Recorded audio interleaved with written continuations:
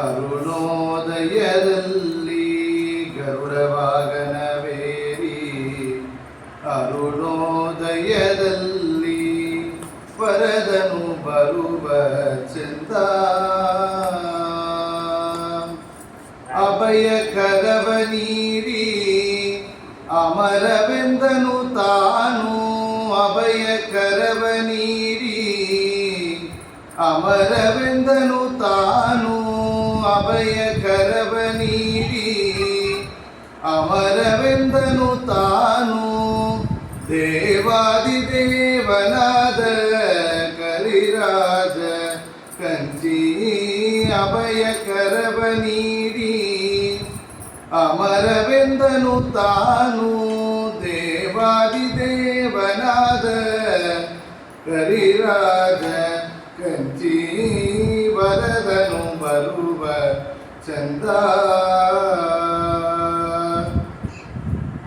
ಸುತ್ತಿ ಬರುವುದಕ್ಕೆ ಬೀದಿಗಿಲ್ ಮನೋರಥ ರಂಗಬೋಲಿಯ ನೀಟು ತೋರಣಂಗಡ ಕಟ್ಟಿ ಸುತ್ತಿ ಬರುವುದಕ್ಕೆ ಬೀದಿಗಿಲ್ ಮನೋರಥ ರಂಗಬೋಲಿಯ ನೀಟು ತೋರಣಂಗಡ ಕಟ್ಟಿ ಆಡಿ ಓಡಿ ಬರುವ ಗರುಡ ಗಮನ ರಂಗ ಆಡಿ ಓಡಿ ಬರುವ ಗರುಡ ಗಮನ ರಂಗ ಆಡಿ ಓಡಿ ಬರುವ ಗರುಡ ಗಮನ ರಂಗ ವಿಠಲನ ಭೂಷಣ ವೈಭವನೇ ನೆಂಬೆ ಆಡಿ ಓಡಿ ಬರುವ ಗರುಡ ಗಮನ ರಂಗ ವಿಠಲನ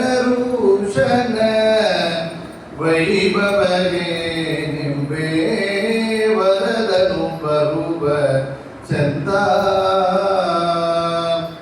ಅಭಯ ಕರವ ನೀಡಿ ಅಮರವೆಂದನು ತಾನು ಅಭಯ ಕರವ ನೀಡಿ ಅಮರವೆಂದನು ತಾನು ದೇವಾದಿದೇವನಾದ ಗರಿರಾಜ ಕಂಚಿ ವರದನು ಬರುವ ಚಂದ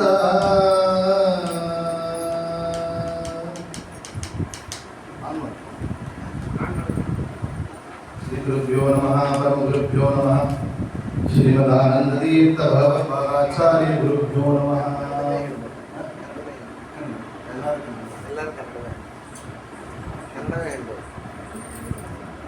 ಅವ್ರು ಯಾವ್ದಾರ ಪಾಪ ಅರ್ಥ ಶ್ರೀ ಗುರುಭ್ಯೋ ನಮಃ ಪರಮ ಗುರುಭ್ಯೋ ನಮಃ ಶ್ರೀಮದಾನಂದತೀರ್ಥ ಭಗವತ್ಪಾದಾಚಾರ್ಯ ಗುರುಭ್ಯೋ ನಮಃ. ಹರಿ ಓಂ. ಕಲ್ಯಾಣಾತ್ಮದಾಯ ಕವಿತಾರ್ಥಪ್ರದಾಯಿನೇ ಶ್ರೀಮದ್ವೆಂಕಟನಾಥಾಯ ಶ್ರೀನಿವಾಸಾಯ ತೇ ನಮಃ. ಹಯಗ್ರೀವ ಹಯಗ್ರೀವ ಹಯಗ್ರೀವೇದಿಯೋ ವದಯತೆ ತಸ್ಯ ನಿಸ್ಸರದೇವಾನಿ ಜನಗಣ್ಯ ಪ್ರಭಾಗವತ್ ಬುದ್ಧಿರ್ಬಲಂ ಯಶೋಧೈರ್ಯಂ ನಿರ್ಭಯತ್ವಂ ಅರೋಗತಾಮಜಾಗ್ಯವಾಕ್ಪಟುತ್ವಂ ಚ ಹನುಮತ್ಸ್ಮರಣಾತ್ ಭವೇತ್. ಅಭ್ರಮಂ ಮಂಗಲಯುತಂ ಅಜಡಂ ವಿಮಲಂ ಸದಾ ಆನಂದತೀರ್ಥಮತುಲಂ ಭಜೆ ತಾಪತ್ರಯಾಪಹಂ. ಮುಖೋಪ್ಯತ್ ಪ್ರಸಾದೇನ ಮುಕುಂದ ಶಯನಾಯತೆ ರಾಜರಾಜಾಯತೆ ರಿಕ್ತೋ ರಾಘವೇಂದ್ರಂ ತಮಾಶ್ರಯೇ ಆಪಾದಮೌಲಿಪರ್ಯಂತಂ ಗುರುನಾಮಾಕೃತಿಂ ಸ್ಮರೇತ್ ವಿಘ್ನಾಃ ಪ್ರಣಶ್ಯಂತಿ ಸಿದ್ಧ್ಯಂತಿ ಚ ಮನೋರಥಾಃ. ಶ್ರೀ ಗುರುಭ್ಯೋ ನಮಃ. ಹರಿ ಓಂ.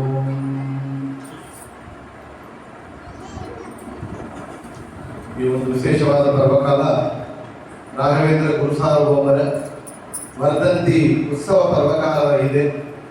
ನಮ್ಮ ಮೋಹನೂರು ಕ್ಷೇತ್ರದಲ್ಲಿ ಮುಖ್ಯ ಪ್ರಾಣದೇವರು ರಾಯರ ಸನ್ನಿಧಾನದಲ್ಲಿ ವಿಶೇಷವಾಗಿ ಇವತ್ತು ಈ ವೈಭವ ಚೆನ್ನಾಗಿ ನಡೆದು ಬಂದಿದೆ. ಈ 2 ದಿವಸ ಕಾಲದಲ್ಲಿ ವಿಶೇಷವಾಗಿ ಸುಮಧ್ವಜಯ ಹರಿವಾಯುಸುದಿ ಪದ್ಮನಾಮ ಲಕ್ಷ್ಮೀಶೋಭಾನ ಪಾರಾಯಣ ವಿಶೇಷವಾಗಿ ಲಕ್ಷಾರ್ಚನ ವೈಭವದಿಂದ ನಡೆದು ಬರುವಂಥ ಈ ಒಂದು ಕಾರ್ಯದಲ್ಲಿ ವರ್ಗವಾಗಿ ಇವತ್ತು ಸಂಕ್ಷಿಪ್ತವಾಗಿ ಹೇಳುವಂತಹ ಒಂದು ಸಮಯದಲ್ಲಿ ನಾವು ರಾಯರ ಮಹಿಮೆಗಳಲ್ಲಿ ರಾಯರ ಮಹಿಮೆ ಬೃಂದಾವನ ಪ್ರವೇಶಕ್ಕೆ ಮುಂದೆ ಮತ್ತು ಹಿಂದೆ ಯಾವ ರೀತಿ ಅಂತ ನೋಡೋಣ.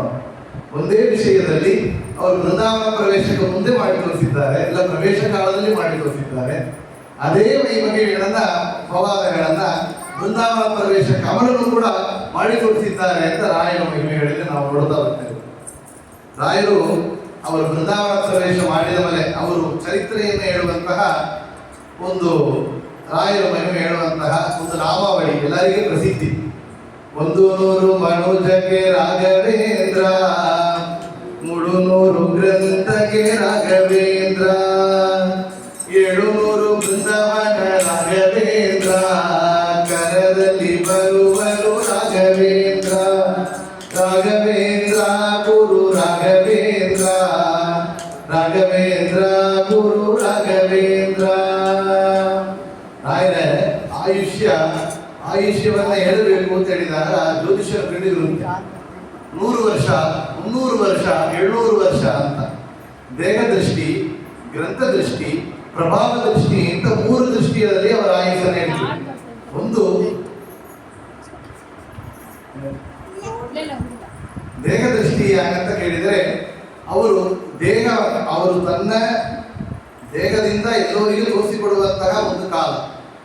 ಇನ್ನೊಂದು ಗ್ರಂಥ ದೃಷ್ಟಿ, ಅವರು ಗ್ರಂಥಗಳು ಪ್ರಸಿದ್ಧಿ ಆಗಲಿಕ್ಕೆ 300 ವರ್ಷ ಕಾಲ.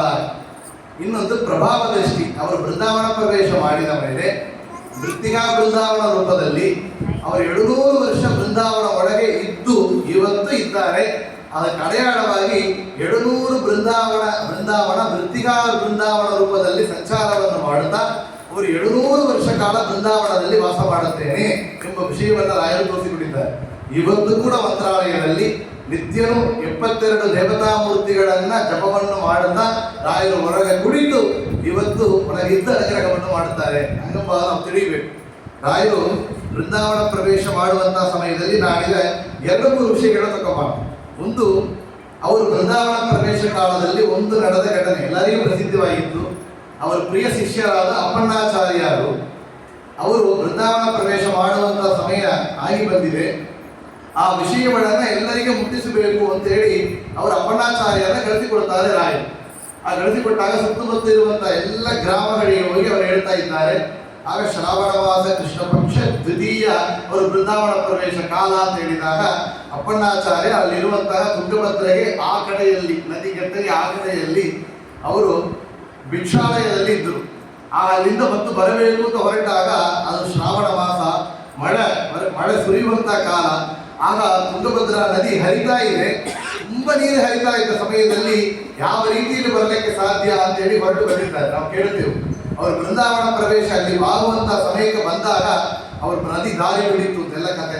ಆಗ ಮುಂದೆ ಬಂದಾಗ ಸ್ವಾಗ ಸ್ತ್ರೀ ಪೂರ್ಣ ಬೋಧ ಗುರುದೀರ್ಥ ಭಯೋಕ್ತಿಪಾರ ಕಾಮಾರಿ ಮಾಕ್ಷ ವಿಷಮಾಕ್ಷರ ಸರ್ಪ್ರಸಂಧಿ ಅಂತ ಹೇಳ್ತಾ ರಾಯರ ಸ್ತೋತ್ರವನ್ನ ಹೇಳ್ತಾ ರಾಯರ ಬೃಂದಾವನ ಮಹಿಮೆಯನ್ನ ಅವರು ಸ್ತೋತ್ರ ಮಾಡಿದರೆ ಏನು ಮಹಿಮೆ. ಹೃದಯಾಂತರ ಫಲಾವಾಪ್ತಿ ಯಥಾಶಕ್ತಿ ಪ್ರದಕ್ಷಿಣಂ ಕರೋಮಿತ ಸಿದ್ಧಸ್ಯ ಬೃಂದಾವನ ಗರಂಜಲಂ ಶಿರಸಾ ಧಾರಯಾ ವ್ಯತ್ಯ ಸರ್ವತೀರ್ಥ ಫಲಾಪ್ತಯೇ. ಅವರು ಬೃಂದಾವನವನ್ನು ಪ್ರದರ್ಶನ ಮಾಡಿದರೆ ಎಲ್ಲಾ ತೀರ್ಥಯಾತ್ರೆ ಫಲ, ಯಾತ್ರ ಫಲ, ತೀರ್ಥವನ್ನು ಪ್ರೋಕ್ಷಣ ಮಾಡಿಕೊಂಡ್ರೆ ಎಲ್ಲಾ ತೀರ್ಥ ಸ್ನಾನದ ಫಲ ಎಲ್ಲ ಹೇಳ್ತಾರೆ. ತಸ್ಯ ಕುಷ್ಠಾದಿ ರೋಗಾನಾಂ ನಿವೃತ್ತಿತ್ವರಯ ಭವೇತ್, ಎಲ್ಲ ರೋಗಗಳು ಪರಿಹಾರ ಆಗತ್ತೆ.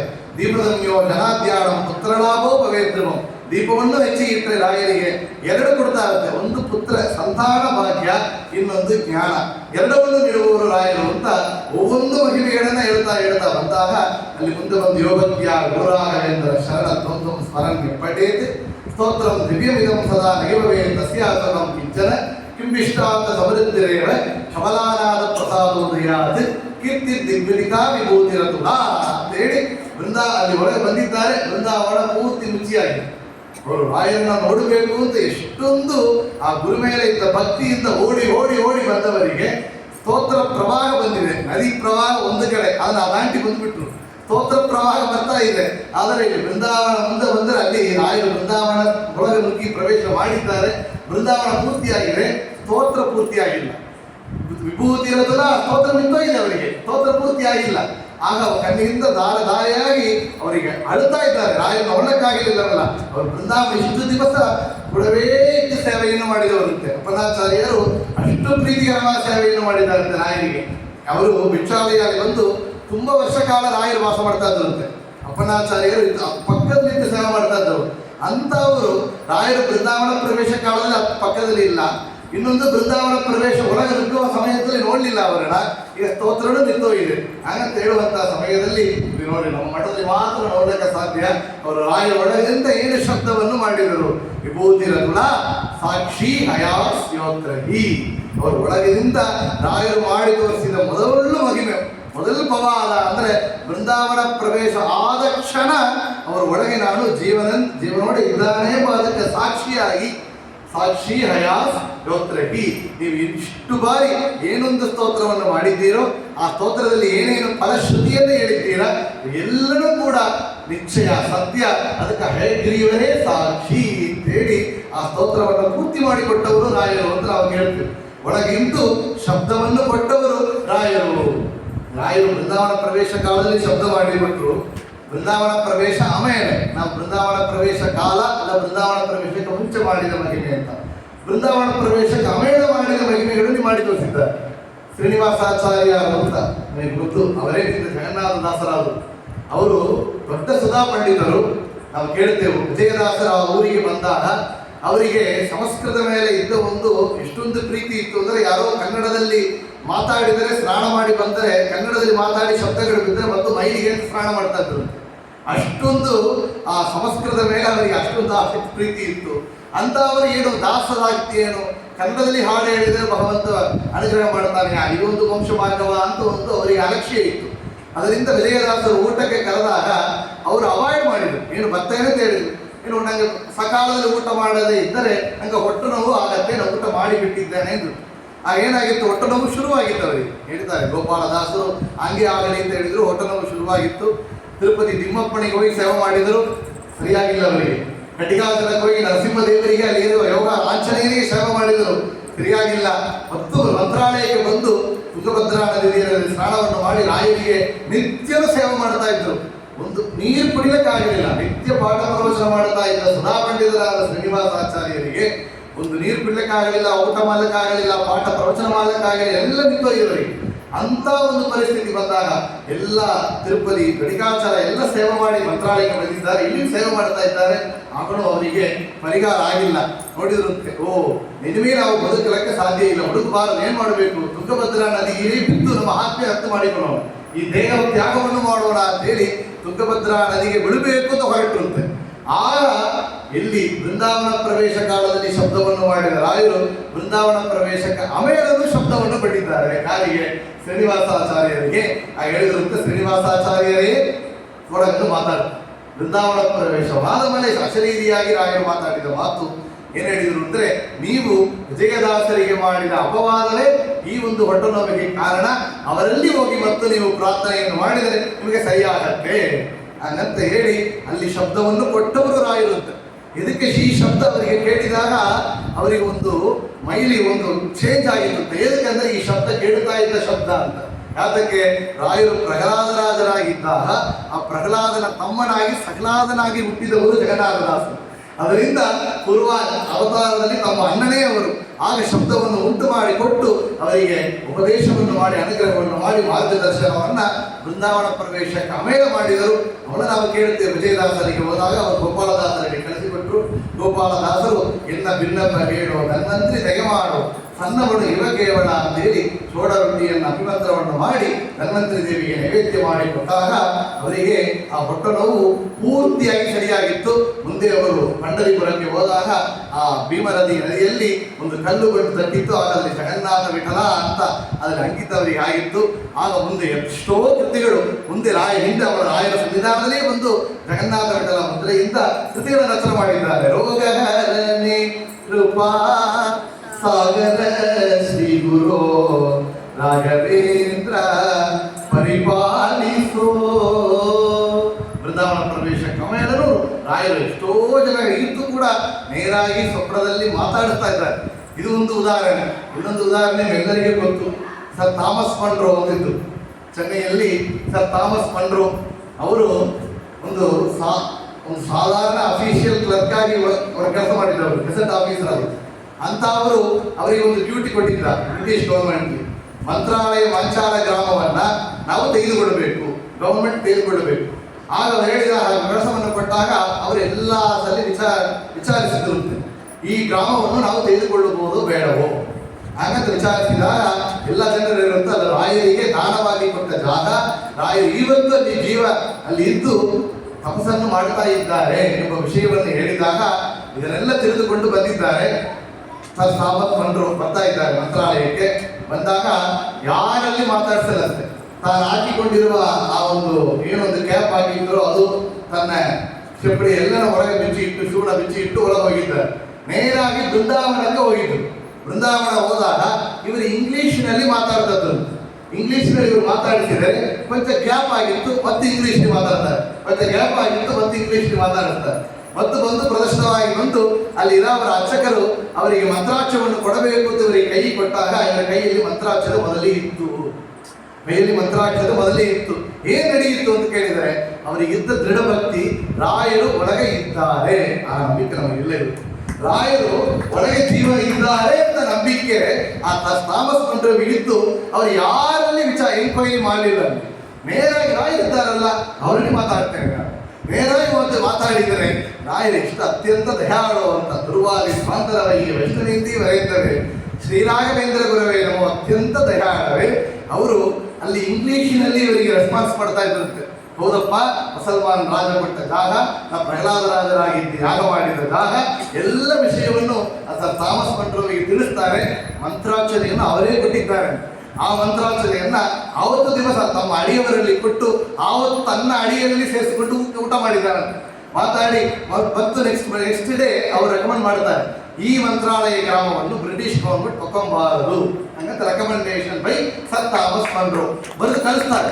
ಕಳಿಸಿದರೆ ಅದು ಯಾರಿಗೆ ಹೋಗುತ್ತೆ? ಗವರ್ನರ್ ಅಪ್ರೂವಿಗೆ ಹೋಗಿದೆ. ಗವರ್ನರ್ ಅಪ್ರೂವಿಗೆ ಹೋದ ಸಮಯದಲ್ಲಿ ಇನ್ ಬಿಟ್ವೀನ್ ಏನ್ ಚೋಡ್ರಿ ರಾಯರು ಮಹಿಮೆ ಏನಂತ.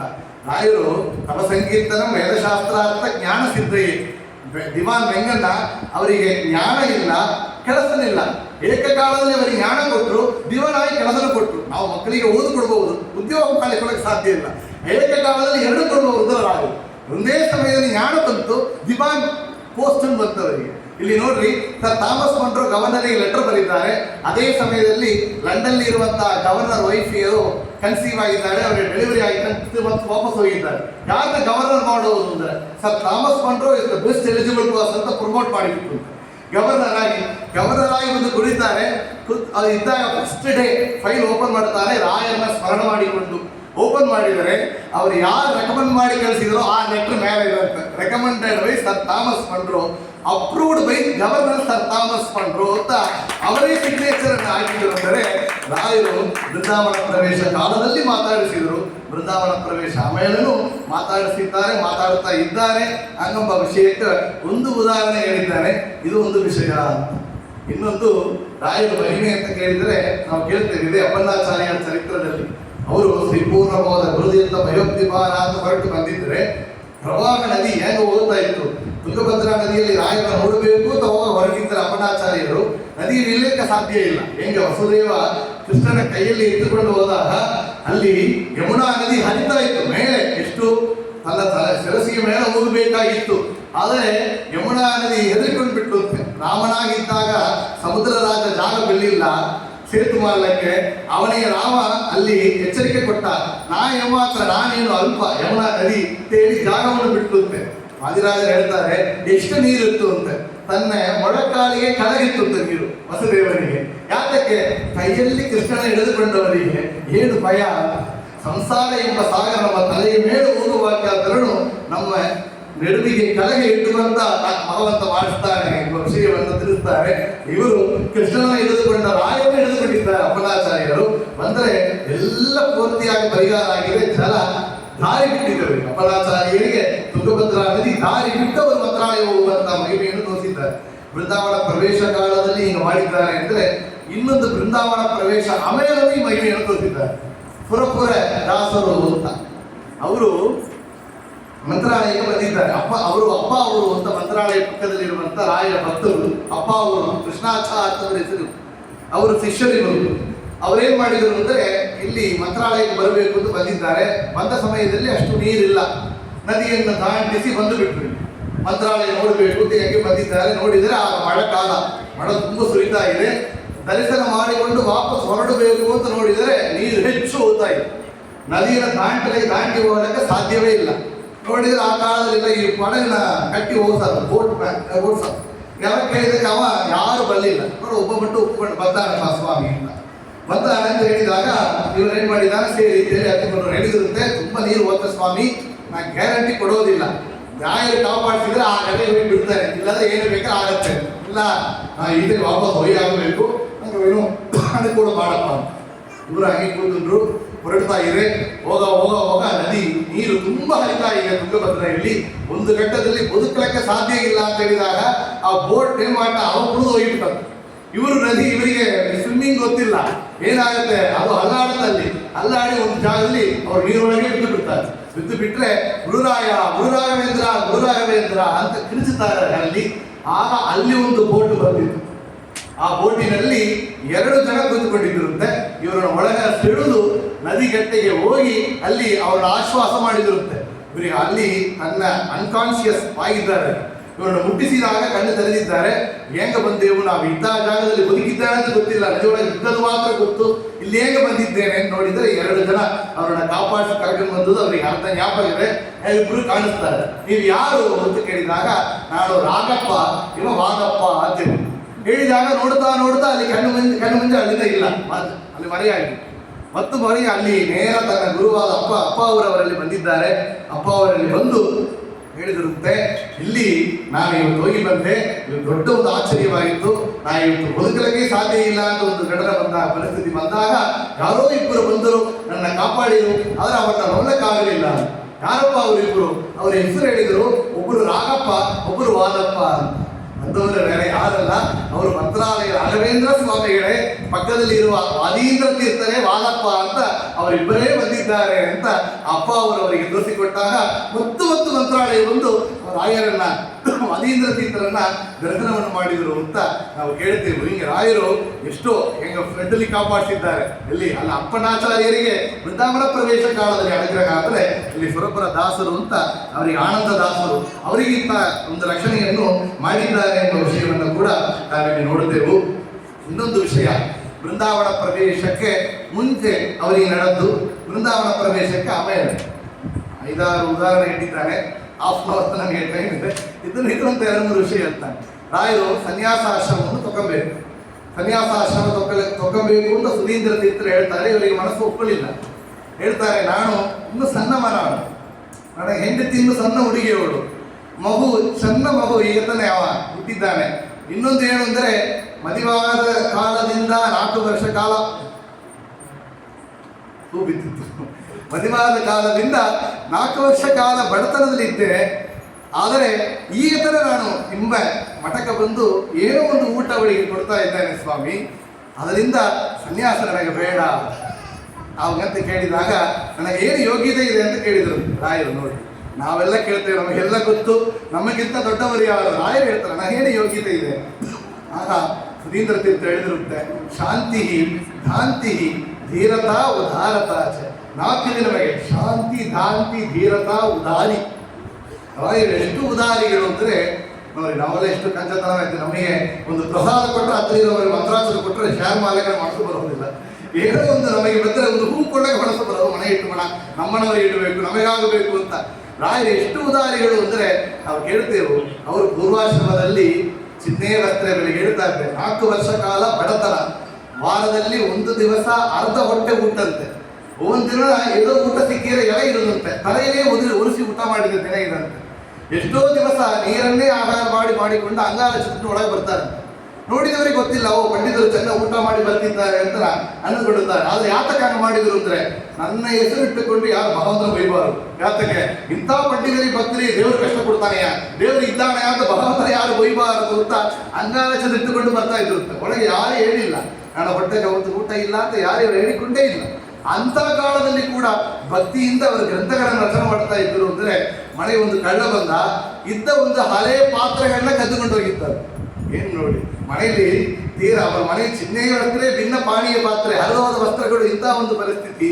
ಆಗ ಕಳ್ಳ ಬಂದ ಅಂದರೆ ಇವರು ಕಣ್ಣಿಂದ ನೀರು ಬರ್ತಿತ್ತು. ಯಾತಕ್ಕೆ? ಕಳ್ಳ ಒಂದು ಗದ್ದೋ ಇದ್ದಾನೆ, ಹೋಗಿತ್ತು ಅಂತ ವಿಚಾರ ಇಲ್ಲ. ನೋಡಿ, ಕಳ್ಳ ಬಂದಲ್ಲ, ನನ್ನ ಭಗವಂತ ಚೆನ್ನಾಗಿಟ್ಟಿದ್ದಾನೆ ಅಂದಿರುತ್ತೆ. ಯಾತಕ್ಕೆ? ನಮ್ಮನೆಯನ್ನು ಒಂದು ಕಳ್ಳ ಬಂದು ತಗೊಂಡೋಗಿದ್ದಾನೆ ಅಂದ್ರೆ ಅವನ ಕೂಡ ವಿ ಆರ್ ಡೂಯಿಂಗ್ ಬೆಟರ್. ಎಷ್ಟೊಂದು ಅವರಿಗೆ ಆ ದೇವರ ಮೇಲೆ ಇರುವಂತಹ ಭಕ್ತಿ ನೋಡಿ. ಇನ್ನೊಂದು ಹೇಳಿದಂತೆ, ಯಾರೋ ಮನೆಗೆ ಹೋಗಿದ್ರೆ ಏನೋ ಒಳ್ಳೆದೆರಡು ಸಿಗ್ತಾ ಇತ್ತು, ನಮ್ಮನೆಗೆ ಬಂದಲ್ಲ ಕಲ್ಲ ಡಿಸಪಾಯಿಂಟ್ಮೆಂಟ್ ಆಗಿದ್ದಾರೆ ಎಂದು. ಎಷ್ಟು ಒಂದು ದಯಾಳು, ಅತ್ಯಂತ ದಯಾಳುವೆ, ಉದಾರಿಗಳು. ಎಷ್ಟು ಉದಾರಿಗಳು ಅಂದರೆ ಅವರು ಜನ್ಮ ಜನ್ಮದಲ್ಲಿ ಒவ்வೊಂದು ಅವತಾರದಲ್ಲಿ ಪ್ರಹ್ಲಾದ ರಾಜರಾಗಿ, ಬಾಗ್ಲೀಕ ರಾಜರಾಗಿ, ವ್ಯಾಸರಾಜರಾಗಿ ಅವರು ಮಾಡಿದ ಪುಣ್ಯವನ್ನು ನಮಗೆ ಕೊಡ್ತಾರಂತೆ. ನೋಡಿ, ನಾವು ಸಂಪಾದನೆ ಮಾಡಿದರೇನೋ ಏನೋ ನಮ್ಮ ಹಣಕಾಸು ಕೊಡ್ಬಹುದು, ಪುಣ್ಯನ ಕೊಡ್ತೀರಾ ಅಂತ ಕೇಳಿದರೆ ನೋಡಿ 2 ದಿನ ಇದು ಪಾರಾಯಣ ಮಾಡಿದ್ರಿ ಹೋಗೋಣೂರ್ಲಿ, ನೀವು ಮಾಡಿದ ಪುಣ್ಯ ಪೂರ ಕೊಡ್ರಿ ಅಂದ್ರೆ ಮನಸ್ಸು ಬರೋದಿಲ್ಲ. ರಾಯರು ಒவ்வೊಂದು ಜನ್ಮ ಜನ್ಮದಲ್ಲಿ ಮಾಡಿದ ಪುಣ್ಯಗಳನ್ನ ನಮ್ಮ ಭಕ್ತರಿಗಾಗಿ ಕೊಡ್ತಾರೆ ಅಂದ್ರೆ ಎಷ್ಟು ಉದಾರಿಗಳು. ಅದು ಸುಧೀಂದ್ರ ತೀರ್ಥ ಹೇಳಿದಿರುತ್ತೆ, ನೀವು ಸನ್ಯಾಸ ದೀಕ್ಷೆ ತಗೊಳ್ಬೇಕು, ನಿಮಗೆ ಸನ್ಯಾಸ ಬೇಡ, ಜನಗಳಿಗೆ ಬೇಕು. ಆಗ ಹೇಳಿದರೆ ಇಲ್ಲ, ನಾವು ಒಪ್ಪೋದಿಲ್ಲ, ನನಗೆ ರಾಮ ಒಪ್ಪಬೇಕು, ನನಗೆ ರಾಮರು ತೋರಿಸಿಕೊಟ್ಟಿದ್ದಾನೆ, ನನಗೆ ತೋರಿಸುತ್ತಾನೆ, ನಿಮಗೆ ತೋರಿಸ್ತಾನೆ. ಆಗ ರಾತ್ರಿ ನಾವು ಕೇಳುತ್ತೇವೆ, ವಿದ್ಯಾಲಕ್ಷ್ಮಿ ಅವರಿಗೆ ದರ್ಶನವನ್ನು ಕೊಟ್ಟು ನೀವು ಸನ್ಯಾಸವನ್ನು ಸ್ವೀಕಾರ ಮಾಡಬೇಕು ಅಂತ ಹೇಳಿದರು. ಅದಕ್ಕ ಮೇಲೆ ರಾಯರಿಗೆ ಸ್ವಪ್ನದಲ್ಲಿ ನೇರಾಗಿ ಕೂಡ ನರಸಿಂಹದೇವರು, ರಾಮ, ಕೃಷ್ಣ, ವೇದವ್ಯಾಸ 4 ರೂಪದಿಂದ ದರ್ಶನವನ್ನು ಕೊಟ್ಟಿದ್ದಾರೆ. ಆಚಾರ್ಯರ ಪರಂಪರೆಯಲ್ಲಿ ಬಂದ ಎಲ್ಲ ಯತಿಗಳು ಕೂಡ ಅವರಿಗೆ ದರ್ಶನವನ್ನು ಕೊಟ್ಟು ರಾಯರಿಗೆ ಮುಂದೆ ಸನ್ಯಾಸ ಆಶ್ರಮವನ್ನು ಸ್ವೀಕಾರ ಮಾಡಬೇಕು ಎಂಬ ದರ್ಶನವನ್ನು ಕೊಟ್ಟಿದ್ದಾರೆ. ಆಗ ರಾಯರಿಗೆ ಬೃಂದಾವನ ಪ್ರವೇಶ, ಅதாவது ಬೃಂದಾವನ ಪ್ರವೇಶಕ್ಕೆ ಮುಂಚೆಯೇ ಕೂಡ ಅವರಿಗೆ ರಾಮಕೃಷ್ಣ, ವೇದವ್ಯಾಸ, ನರಸಿಂಹದೇವರು ದರ್ಶನವನ್ನು ಕೊಟ್ಟು ನಿನಗೆ ನಾನು ಅನುಗ್ರಹವನ್ನು ಮಾಡಿದ್ದೇನೆ, ನೀನು ಸನ್ಯಾಸವನ್ನು ಸ್ವೀಕಾರ ಮಾಡು ಎಂದು ಹೇಳಿದರು. ಇಂದು ಬೃಂದಾವನ ಪ್ರವೇಶಕ್ಕೆ ಆಮೇಲೆ ಅವರಿಗೆ ದರ್ಶನ ಆಗಿತ್ತಾ, ಏನಾಗುತ್ತಾ ಇದೆ ಅಂತ ತಿಳಿಯಲಿಕ್ಕೆ ಒಂದು ಘಟನೆ ಇದೆ. ಯಾರು? ವಿಜಯದಾಸರು ಮಂತ್ರಾಲಯಕ್ಕೆ ಬಂದಿದ್ದಾರೆ. ವಿಜಯದಾಸರು ಅಪರೋಕ್ಷ ಜ್ಞಾನಿಗಳು, ರಾಯರ ಮೇಲೆ ಎಷ್ಟೋ ಕೃತಿಗಳನ್ನು ರಚನೆ ಮಾಡಿದ್ದಾರೆ. ಅಂಥವರು ಮಂತ್ರಾಲಯಕ್ಕೆ ಬಂದರೆ ಯಾರ ಸಣ್ಣ ಸಣ್ಣ ಭಕ್ತಿ ಮಾಡಿದವರಿಗೆ ಕೂಡ ವಿಶೇಷವಾಗಿ ದರ್ಶನವನ್ನು ಕೊಟ್ಟ ರಾಯರು ವಿಜಯದಾಸರಿಗೆ ಬೃಂದಾವನವೇ ಕಾಣಿಸಿಲ್ಲ. ಏನು ಬೃಂದಾವನವೇ ಕಾಣಿಸಿಲ್ಲವಲ್ಲ ಅಂತ ನೋಡಿದರೆ, ಆ ಬೃಂದಾವನ ಮೇಲೆ 4 ಮೂಲೆಗಳಿಗೂ ಕೂಡ ಸೂರ್ಯಕೋಟಿ ಪ್ರಕಾಶ ಎತ್ತುತ್ತೆ. ಏನಿದು ಸೂರ್ಯಕೋಟಿ ಪ್ರಕಾಶ? ಏನು ಬಲ್ಬೆಲ್ಲ ಹಾಕಿದ್ದಾರೆ ಅಂತ ಫೋಕಸ್ ಲೈಟ್ ಇಲ್ಲ. ಆ ಪ್ರಕಾಶದಲ್ಲಿ ನೋಡಿದರೆ ಬೃಂದಾವನಕ್ಕೆ 4 ಮೂಲೆಗಳಿಗೂ ಕೂಡ ರಾಮ, ಕೃಷ್ಣ, ವೇದವ್ಯಾಸ, ನರಸಿಂಹದೇವರು ದರ್ಶನವನ್ನು ಕೊಟ್ಟಿರುತ್ತಾರೆ ವಿಜಯದಾಸರಿಗೆ. ಏನು ಸೂಚನೆ ಅಂತ ಕೇಳಿದರೆ, ನಾನು ಇವತ್ತು ಕೂಡ ಬೃಂದಾವನಕ್ಕೆ ಮೇಲೆ ಇದ್ದು ರಾಯರಿಗೆ ಭಗವಂತ ರಾಮ, ಕೃಷ್ಣ, ವೇದವ್ಯಾಸ, ನರಸಿಂಹ ರೂಪದಿಂದ ಅನುಗ್ರಹವನ್ನು ಮಾಡುತ್ತೇನೆ ಅಂತ ಅಲ್ಲಿ ಮುಂದೆ ಭಗವಂತ ಹೇಳಿದಂತೆ ಈ ಬೃಂದಾವನದ ಇವತ್ತು ಕೂಡ ಅಲ್ಲಿ ಮಂತ್ರಾಲಯದಲ್ಲಿ ರಾಯರಿಗೆ ಅನುಗ್ರಹ ಮಾಡುತ್ತಾರೆ. ಆಮೇಲೆ ವಿಶೇಷವಾಗಿ ಮುಖ್ಯಪ್ರಾಣ ದೇವರು, ಆಚಾರ್ಯರು ಬಂದರು. ಅವರ ಪರಂಪರೆಯಲ್ಲಿ ರಾಯರಿಗೆ ಮುಂಚೆ ಬಂದ ಎಲ್ಲ ಯತಿಗಳು, ಪದ್ಮನಾಭ ತೀರ್ಥರು, ನರಗಿರಿ ತೀರ್ಥರು, ಮಾಧವ ತೀರ್ಥರು, ಅಕ್ಷೋಭಿ ತೀರ್ಥರು, ಜಯತೀರ್ಥರು, ವಿದ್ಯಾಧಿರಾಜ ತೀರ್ಥರು, ವೀರೇಂದ್ರ ತೀರ್ಥರು, ಚಿತ್ತಾಮೃತ ತೀರ್ಥರು, ರಘುನಂದನ ತೀರ್ಥರು, ಸುರೇಂದ್ರ ತೀರ್ಥರು, ವಿಜಯೇಂದ್ರ ತೀರ್ಥರು, ಸುಧೀಂದ್ರ ತೀರ್ಥರವರೆಗೆ ಕಾಣಿಸಿದರು ಅವರಿಗೆ. ವಿಜಯದಾಸರಿಗೆ ರಾಯರು ವಿಶೇಷವಾಗಿ ನಾವು ಹೇಳ್ತೇವಲ್ಲ, ಕರದರು ಶ್ರೀ ತುಳಸಿ ನಲಿನಾಕ್ಷಿ ಮಾಲೆ ಚೆಳುವ ಮುಖದೊಳು ಕೊಳೆವ ಗಂಧದಿಂದ. ಕರದಳು ಶ್ರೀ ತುಳಸಿ ನಳಿನಾಕ್ಷಿ ಮಾಲೆ ಅಂಗಾರ ಚರಿಯನ್ನು ಅಭಯಸ್ತದಿಂದ ರಾಯರವರಿಗೆ ವಿಜಯದಾಸರಿಗೆ ದರ್ಶನವನ್ನು ಕೊಟ್ಟರು ಅಂತ ಅವರ ಚರಿತ್ರೆಯಲ್ಲಿ ಕೇಳುತ್ತೆ. ಆಗ ಬೃಂದಾವನ ಪ್ರವೇಶಕ್ಕೆ ಮುಂಚೆ ಭಗವಂತ ಅವರಿಗೆ ದರ್ಶನವನ್ನು ಕೊಟ್ಟ. ಅವರ ಬೃಂದಾವನ ಪ್ರವೇಶಕ್ಕೆ ಆಮೇಲೆ ವಿಜಯದಾಸರು ರಾಮಕೃಷ್ಣ, ವೇದವ್ಯಾಸ, ನರಸಿಂಹರಾಗಿ ವಿಜಯದಾಸರಿಗೆ ದರ್ಶನವನ್ನು ಕೊಟ್ಟು ಏನು ಸೂಚನೆಯನ್ನು ಕೊಟ್ಟಿದ್ದಾರೆ ನಮಗೆಲ್ಲ ಹೇಳ್ತಾರೆ ಅಂದರೆ, ರಾಯರು ಮೂಲ ಬೃಂದಾವನವಾಗಲಿ, ವೃತ್ತಿಗಾ ಬೃಂದಾವನವಾಗಲಿ, ಅವರ ಬೃಂದಾವನ ಸನ್ನಿಧಾನದಲ್ಲಿ ಭಗವಂತ 4 ರೂಪದಿಂದ ಇದ್ದು ಅನುಗ್ರಹವನ್ನು ಮಾಡುತ್ತಾ ಇದ್ದಾರೆ. ಆಗ ರಾಯರು ನಮಸ್ಕಾರ ಮಾಡ್ತಿರೋದು ರಾಯರಲ್ಲ, ಮೇಲೆ ಭಗವಂತ ಇದ್ದಾರೆ, ಮುಖ್ಯಪ್ರಾಣ ದೇವರಿದ್ದಾರೆ, ರಾಯರಿಗೆ ಮುಂಚೆ ಇರುವಂತಹ ಎಲ್ಲ ಯತಿಗಳಿದ್ದಾರೆ, ರಾಯರಿಗೆ ಅಮೇಲ ಪೀಠದಲ್ಲಿದ್ದ ಎಲ್ಲ ಯತಿಗಳು ಕೂಡ ಇಲ್ಲಿ ಸನ್ನಿಹಿತರಾಗಿದ್ದಾರೆ ಎಂಬ ವಿಷಯವನ್ನ ನಾವು ರಾಯರಲ್ಲಿ ನಮಗೆ ತೋರಿಸಿಕೊಟ್ಟರು ಎಂಬ ಇನ್ನೊಂದು ವಿಷಯವನ್ನು ಕೂಡ ನಾವಿಲ್ಲಿ ನೋಡುತ್ತೇವೆ. 3ನೇದಾಗಿ ಇದು ಒಂದು ವಿಷಯ ಇಲ್ಲಿ ಹೇಳಿ ನಾನು ಪೂರ್ತಿ ಮಾಡುತ್ತೇನೆ. ರಾಯರು ಬೃಂದಾವನ ಪ್ರವೇಶ ಮಾಡಬೇಕು ಅಂತ ಹೊರಟಾಗ ವೆಂಕಣ್ಣಾರಿ ಹೇಳಿದರು, ನನಗೆ ಈ ರೀತಿಯಲ್ಲಿ ನನಗೆ ಬೃಂದಾವನ ಆಗಬೇಕು. ಅವರು ಒಂದಿನ ಪಾಠವನ್ನು ತೆಗೆಯುವಂತಹ ಸಮಯದಲ್ಲಿ ಮೇಲೆ ಕೃಷ್ಣದ್ವೈಪಾಯನವರು ಅಂತ ಅವರು ಬಿಡಿ ಸನ್ಯಾಸಿಗಳು, ಅವರು ಯಾತ್ರೆಯನ್ನು ಮಾಡ್ತಾ ಇದ್ದಾರೆ, ಬೃಂದಾವನಸ್ಥರಾಗಿದ್ದಾರೆ. ಅವರಲ್ಲಿ ಇವರು ಕೇಳಿದರು, ನೀವು ಹೊರಟಿದ್ದೀರಾ, ನಾವು ಯಾವಾಗ ಹೊರಡಬೇಕು ಅಂತ. 3 ಬಾರಿ 2 2 2 ಅಂತ ತೋರಿಸಿದ್ರು. 2 ವರ್ಷ, 2 ತಿಂಗಳು, 2 ದಿವಸ ಅಂತ ಹೇಳಿದಾಗ ಇಲ್ಲಿ ಶಿಷ್ಯರು ಹೇಳಿದಿರುತ್ತೆ, ನಾ ಇನ್ನು 2 ವರ್ಷ 2 ತಿಂಗಳು 2 ದಿವಸದಲ್ಲಿ ಬೃಂದಾವನ ಪ್ರವೇಶ ಮಾಡಬೇಕು ಅಂತ ಹೇಳಿದಾಗ ವೆಂಕಣ್ಣ ಹೇಳಿ, ನನ್ನ ಬೃಂದಾವನ ಹೆಂಗೆ ಯಾವ ರೀತಿಯಲ್ಲಿ ಇರಬೇಕು, ಏನೇನು ಅದರಲ್ಲಿ ಮೂರ್ತಿಗಳಿರಬೇಕು, ಏನು ಚಿನ್ನಗಳಿರಬೇಕು ಎಲ್ಲ ರಾಯರು ಹೇಳ್ತಾರೆ. ನಮ್ಮ ಬೃಂದಾವನವನ್ನು ತಾನೇ ಹೇಳಿರು, ಮುಂದೆ ಇದ್ದು ಅವರೇ ಮಾಡಿಸಿಕೊಟ್ಟಿದ್ದಾರೆ.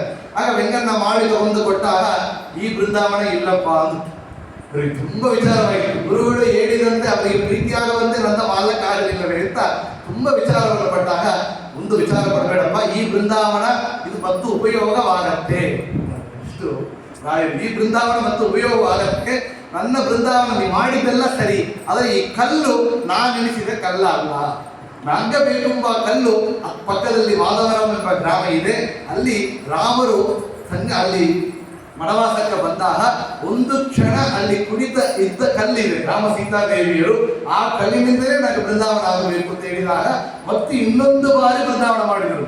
ಇನ್ನೊಂದು ಬಾರಿ ಬೃಂದಾವನವನ್ನ ಮಾಡಿ ಆ ಬೃಂದಾವನದಲ್ಲಿ ಮತ್ತು ರಾಯರು ಒಳಗೆ ಬೃಂದಾವನ ಪ್ರವೇಶವನ್ನು ಮಾಡಿದ್ದಾರೆ. ಆಗ ಏನಾಗಿತ್ತು, ಆ ಕಲ್ಲು ಮೊದಲೇ ಬೃಂದಾವನ ಮಾಡಿದಾರಲ್ಲ, ರಾಯರು ಎಷ್ಟೊಂದು ಸಂಕಲ್ಪ ನೋಡಿ, ಆ ಬೃಂದಾವನ ಉಪಯೋಗವಾಗುತ್ತೆ ಅಂತ ಹೇಳಿದರು. ಅದಕ್ಕ ಮೇಲೆ ರಾಯರಿಗೆ ಆಮೇಲೆ ಅವರು ಪೂರ್ವಾಶ್ರಮ ಮರಿಮೊಮ್ಮಗ ರಾಯರ ಮಗ ಲಕ್ಷ್ಮೀನಾರಾಯಣ ಆಚಾರ್, ಅವ್ರ ಮಗ ಪುರುಷೋತ್ತಮ ಆಚಾರ್, ಅವರೇ ವಾದೀಂದ್ರ ತೀರ್ಥರಾಗಿ ಬರ್ತಾರೆ. ಪರಂಪರೆಯಲ್ಲಿ ವಾದೀಂದ್ರ ತೀರ್ಥರಾಗಿ ಬಂದಾಗ ಅವರು ಗುರುಗುಣಂತವನ ಹೇಳಿ ರಾಯರ ಬೃಂದಾವನಕ್ಕೆ ಅಲ್ಲಿ ಸಮರ್ಪಣೆ ಮಾಡಿದಾಗ ಬೃಂದಾವನ ನರ್ದನ ಮಾಡಿತ್ತು. ಆಗ ಅವರು ಬೃಂದಾವನಸ್ಥರಾಗಬೇಕು ಅಂತ ಹೇಳಿದಾಗ ಶಿಷ್ಯರಲ್ಲಿ ಸೂಚನೆಯನ್ನು ಕೊಟ್ಟರು. 70 ವರ್ಷಕ್ಕ ಮೇಲೆ ಆ ಗಾಳಿಯಾಗಿದ್ದ ಬೃಂದಾವನ ವಾದೀಂದ್ರ ತೀರ್ಥರಿಗೆ.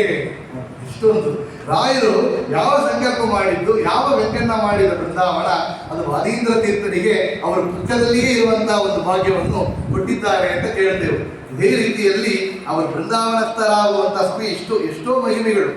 ಇನ್ನೊಂದು ಇದೇ ವಿಷಯ ಹೇಳ್ತಾರೆ, ಸುಜ್ಞಾನಂದ ತೀರ್ಥರು, ಸುಜ್ಞಾನೇಂದ್ರ ತೀರ್ಥರು ಅಂತ ಇವರು ಬೃಂದಾವನ ಪ್ರವೇಶ ಕಮೇಲ ಮಾಡಿದ ಇನ್ನೊಂದು ಮಹಿಮೆಯನ್ನು ಹೇಳ್ತಾ ಇದ್ದೇವೆ. ಸುಜ್ಞಾನೇಂದ್ರ ತೀರ್ಥರು ನಾವು ಕೇಳ್ತೇವೆ, ಈಗ ಅವರು ಆರಾಧನೆ ರಾಯರ ಆರಾಧನೆ 3ನೇ ದಿವಸ ಆದ ಮೇಲೆ ಸುಜ್ಞಾನೇಂದ್ರ ತೀರ್ಥರ ಆರಾಧನೆ ಮಾಡುತ್ತೇವೆ. ಆ ಸುಜ್ಞಾನೇಂದ್ರ ತೀರ್ಥರಿಗೆ ರಾಯರಲ್ಲಿ ಪ್ರಾರ್ಥನೆ ಮಾಡ್ತಾ ಇದ್ರು, ನಾವು ನಿಮ್ಮ ಪಕ್ಕದಲ್ಲಿಯೇ ಇರಬೇಕು, ನಾನು ಬೃಂದಾವನಸ್ಥರಾದರೂ ಕೂಡ ನಿಮ್ಮ ಪಕ್ಕದಲ್ಲಿಯೇ ಇರುವಂತಹ ಭಾಗ್ಯವನ್ನು ನಮಗೆ ಕರುಣಿಸಬೇಕು ಅಂತ ರಾಯರಲ್ಲಿ ಪ್ರಾರ್ಥನೆ ಮಾಡಿದ್ರು. ರಾಯರು ಹೇಳಿದ್ರಂತೆ, ನಿಮಗೆ ಒಳ್ಳೆದಾಗತ್ತೆ, ನೀವು ಮಾಡುವಂತ ದೊಡ್ಡ ಕಾರ್ಯ ಒಂದಿದೆ, ನೀವು ನಂಜನಗೂಡಿಗೆ ಹೋಗಿ, ನಂಜನಗೂಡಿಗೆ ಹೋಗಬೇಕು, ಮೈಸೂರು ಪ್ರಾಂತ್ಯದಲ್ಲಿರುವಂತಹ ನಂಜನಗೂಡಿಗೆ ಹೋಗಬೇಕು ಅಂತ ಹೇಳಿದಾಗ ಅವರು ಹೊರಟು ಬಂದಿದ್ದಾರೆ. ಹೊರಟು ಬಂದಾಗ ಮತ್ತು ಸೊಪ್ಪಳದಲ್ಲಿ ಹೇಳಿದಿರುತ್ತೆ, ಇಲ್ಲಿ ನನ್ನ ಪ್ರತಿಷ್ಠಾಪನೆ ಮಾಡಿ ನಾಳೆ ಬೆಳಿಗ್ಗೆ ಅಂತ. ನಾಳೆ ಬೆಳಿಗ್ಗೆ ಒಂದು ಬೃಂದಾವನ ಪ್ರತಿಷ್ಠಾಪನೆ ಮಾಡಬೇಕು ಅಂದ್ರೆ ಎಷ್ಟು ದೊಡ್ಡ ಕಾರ್ಯಗಳಿದೆ, ಎಷ್ಟು ಮಾಡಬೇಕು. ನಾಳೆ ಬೆಳಿಗ್ಗೆ ಪ್ರತಿಷ್ಠಾಪನೆ ಅಂದ್ರೆ ಆಗತ್ತೆ ಅಂತ ಹೇಳಿದ್ರು ರಾಯರು. ಸೊಪ್ಪಳದಲ್ಲಿ ಆಗತ್ತೆ ಅಂತ ಹೇಳಿದವರು, ಹೇಗಾಗತ್ತೆ, ನಾವು ಬೃಂದಾವನ ನಿರ್ಮಾಣ ಮಾಡಲಿಲ್ಲ, ಏನು ಅದಕ್ಕೆ ಅರೇಂಜ್ಮೆಂಟ್ ಯಾಗಲಿಲ್ಲ, ಎಲ್ಲರಿಗೂ ಹೇಳಲಿಲ್ಲ, ಅದು ನಾಳೆ ಬೆಳಿಗ್ಗೆ ಮಾಡಿ ರಾಯರು ಹೇಳಿದ್ದಾರಲ್ಲ, ನಡೀತಾ ಇದೆ. ಅದೇ ಸಮಯದಲ್ಲಿ ಆ ಊರಿನಲ್ಲಿರುವಂತಹ ಒಂದು ಗುಡ್ಡ ವೈಭವ ಅಂತ ಹೇಳಿದಿರುತ್ತೆ, ಅಪ್ಪ ನಾನು ಈ ಗುಡ್ಡ ವೈಭವಂತಹ ಸಮಯದಲ್ಲಿ ನನಗೆ ಒಂದು ಕಲ್ಲು ಸಿಕ್ಕತ್ತೆ, ಅದನ್ನ ಒಂದು ಬ್ರಾಹ್ಮಣರಲ್ಲಿ ಒಪ್ಪಿಸು. ಇನ್ನೊಂದು ಆಗೇನಾಗಿತ್ತು, ಆಗ ಒಂದು ಬ್ರಾಹ್ಮಣರಿಗೆ ಸಂಬಳ ಬಂದಿರುತ್ತೆ, ಅಪ್ಪ ನಾನು ನಿಮಗೆ ಒಂದು ರೂಪದಲ್ಲಿ ಬರ್ತಾ ಇದ್ದೇನೆ, ಅದನ್ನ ಮೈಸೂರು ರಾಜನಿಗೆ ನೀವು ತಿಳಿಸಿ ಅಲ್ಲಿ ನಂಜನಗೂಡಿಗೆ ತಗೊಂಡೋಗಿ ಕೊಡಬೇಕು ಅಂತ. ಮೈಸೂರು ರಾಜನಿಗೆ ಸೊಪ್ಪಳದಲ್ಲಿ ಹೇಳ್ತಾ ಇದ್ದಾರಂತೆ, ನಾನು ನಂಜನಗೂಡಿಗೆ ಬರ್ತಾ ಇದ್ದಾನೆ, ನಾಳೆ ಈ ವೈಭವದಿಂದ ಎಲ್ಲ ಅರೇಂಜ್ಮೆಂಟ್ಸ್ ಎಲ್ಲ ಮಾಡಿ ಇಡು. ರಾಯರು ಒಂದೇ ಕಾಲದಲ್ಲಿ ಸೊಪ್ಪಳದಲ್ಲಿ 4 ಮಂದಿಗೆ ಹೇಳಿದ್ದಾರೆ. ಸುಜ್ಞಾನೇಂದ್ರ ತೀರ್ಥರು ನಿಮ್ಮ ಪಕ್ಕದಲ್ಲಿ ಏನ ಬೃಂದಾವನ ಆಗಬೇಕು ಅಂತ ಪ್ರಾರ್ಥನೆ ಮಾಡಿದ್ರು, ಅವನ್ನ ನಂಜನಗೂಡಿಗೆ ಕಳಿಸಿದ್ದಾರೆ. ನಾಳೆ ನನ್ನ ಪ್ರತಿಷ್ಠಾಪನೆ ಮಾಡು ಅಂತ ಹೇಳಿದ್ದಾರೆ. ಸೊಪ್ಪಳದಲ್ಲಿ ಏನು ಹೇಗೆ ನಡೀತದೆ ಯಾರಿಗೆ ಗೊತ್ತಿಲ್ಲ. ನೋಡಿದರೆ ಆ ಗುಡ್ಡ ಒಯ್ಯುವಂತವನಿಗೆ ಒಂದು ಗುಡ್ಡ ಒಯ್ಯಕ್ಕೆ ಹೊರಟಿದ್ದಾನೆ ನದಿ ತೀರದಲ್ಲಿ. ಆತು ನೋಡಿ ಅಲ್ಲಿ ಗುಡ್ಡ ಒಯ್ಯುವಂತಹ ಸಮಯದಲ್ಲಿ ಒಳಗಂತ ಓಂಕಾರ ಶಬ್ದ ಕೇಳ್ತಾ ಇತ್ತು. ಏನು ಶಬ್ದ ಕೇಳ್ತಾ ಇದೆ ಏನಂತ ನೋಡಿದರೆ ಆ ಕಲ್ಲನ್ನ ಮತ್ತು ತಿರುಸಿ ನೋಡಿದಾಗ ರಾಯರ ಶಿಲಾರೂಪ ಕಲ್ಲಲ್ಲಿ ಇತ್ತು. ರಾಯರ ಶಿಲಾರೂಪ ನೋಡಿದ ಕ್ಷಣ ಅವನಿಗೆ ಏನು ಗೊತ್ತಿಲ್ಲ, ನಮ್ಮ ಸೊಪ್ಪಳದಲ್ಲಿ ಬಂದ ಅದೇ ರೂಪ ಕಾಣಿಸ್ತಾ ಇದೆ, ಇದರವೇ ಅವರು ಹೇಳಿದ್ದು, ಬಂದ ಸೊಪ್ಪಳದಲ್ಲಿ ಬಂದ ಸನ್ಯಾಸಿಗಳು ಹೇಳಿದ್ರು. ಅದನ್ನು ತಗೊಂಡು ಹೊರಗೆ ಬರ್ತಾ ಇದ್ದಾನೆ. ಅದೇ ಸಮಯದಲ್ಲಿ ಆ ಬ್ರಾಹ್ಮಣರು ಸೊಪ್ಪಳದಲ್ಲಿ ಬಂದಿದ್ದಾರಲ್ಲ, ನಾಳೆ ನಿನಗೆ ನದಿ ತೀರದಲ್ಲಿ ನಾ ಕಾಣುತ್ತೇನೆ, ನಿನ್ನ ನೋಡುತ್ತಿ ಅಂತ ಇಲ್ಲಿ ಕಾಯ್ತಾ ಇದ್ದಾರೆ. ಆ ಬ್ರಾಹ್ಮಣರು ತನ್ನ ಅನುಷ್ಠಾನವನ್ನು ಮಾಡ್ತಾ ಬಂದರೆ ಈ ಗುಡ್ಡ ವೈಭವ ಕಲ್ಲಡ ತೂಗಿನ ಹೊರಗೆ ಬರ್ತಾ ಇದ್ದಾನೆ.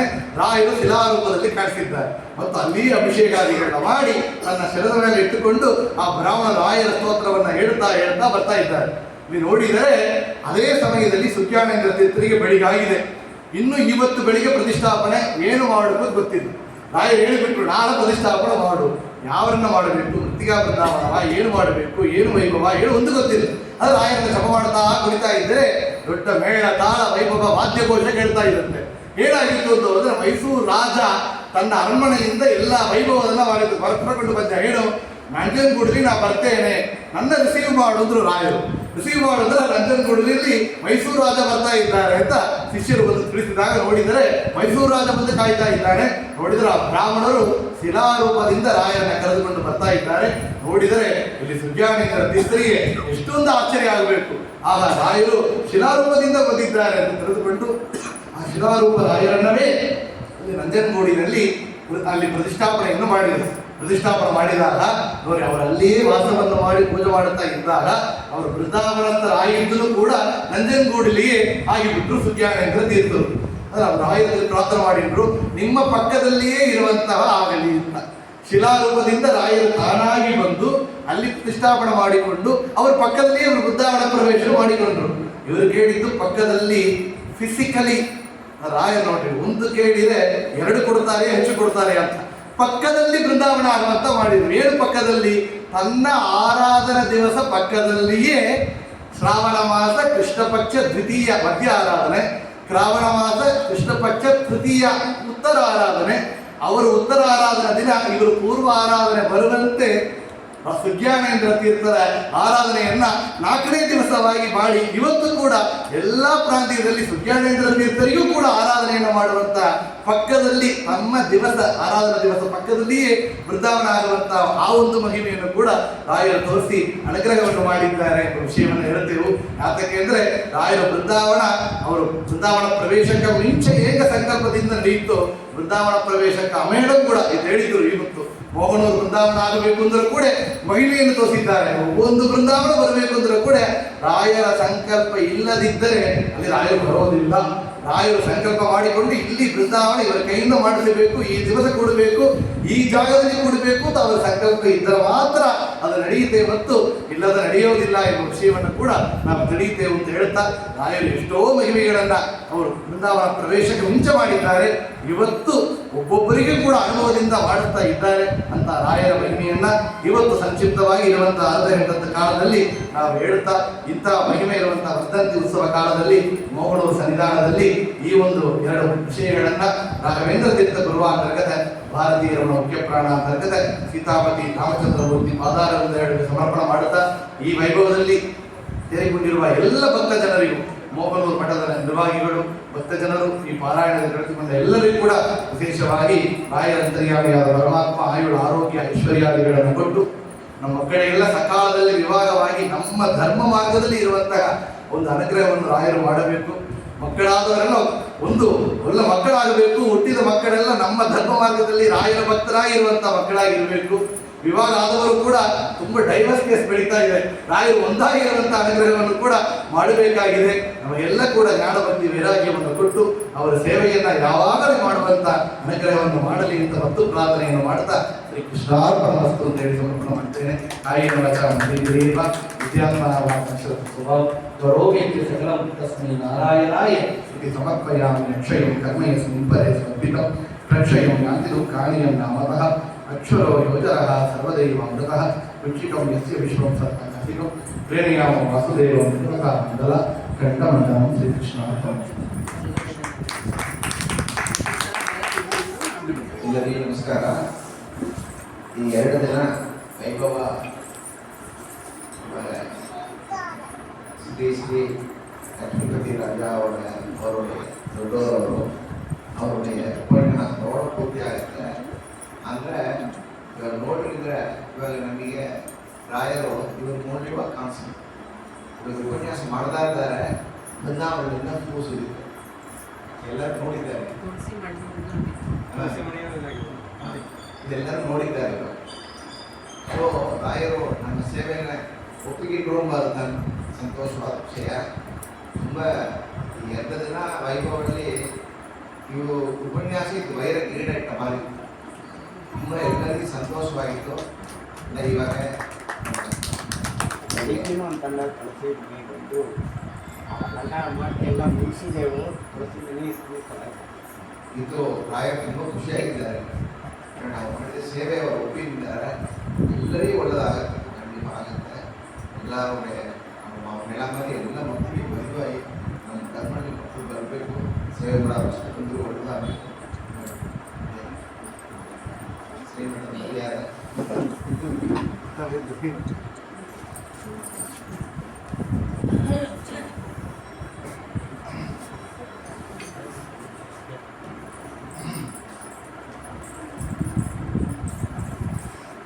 मातर्मे मातरस्तं स्वामी सर्वान्तरात्मन् अग्रदरेकः जन्मत्यामयः गोविन्दे देवी भक्तिं भवति च भगवन्निमित्तारोग्यजातिसनातनप्रविधिं शाश्वती वासुदेवा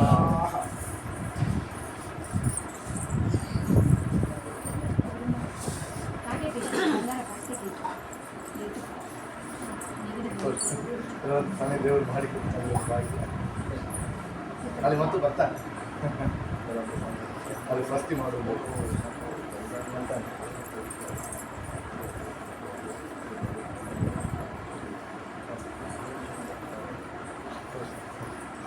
ಜನ ತುಂಬ ಸ್ವಸ್ತಿ ಮಾಡಿಲ್ಲ ಮಾಡಿ